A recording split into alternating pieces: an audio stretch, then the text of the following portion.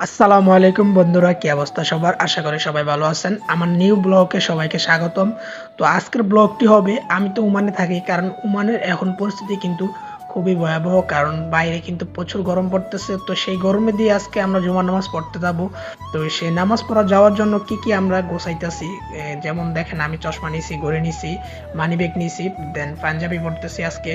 আগে কিন্তু আমি গেঞ্জি আর প্যান্ট পরে যাইতাম নামাজ পড়ার জন্য, বা শার্ট পরে যাইতাম। আজকে কিন্তু সেটা না, আজকে কিন্তু পাঞ্জাবি পরলাম। দেন চশমাটা পরে নিলাম, কারণ চশমাটা পরলে কিন্তু বাইরে যে রোদ পড়ে, রোদটা কিন্তু চোখে লাগবে না, দেন সেফটি থাকবে। তো এই জন্য চশমাটা ভালো করে পরে নিলাম। দেন আবার একটু ভালো করে পোস্ট দিয়ে নিলাম। তো টুপিটাও পরে নিলাম, বাইরে যেহেতু প্রচুর রোদ। তো টুপিটা পরলে মাথার ভিতরে কিন্তু রোদটা আর লাগবে না। তো চলুন আমার জুতা বের করে নিই। তো এটা হচ্ছে আমার ছোট গোডাউন, এখানে কিন্তু জুতা রাখতেছি, কারণ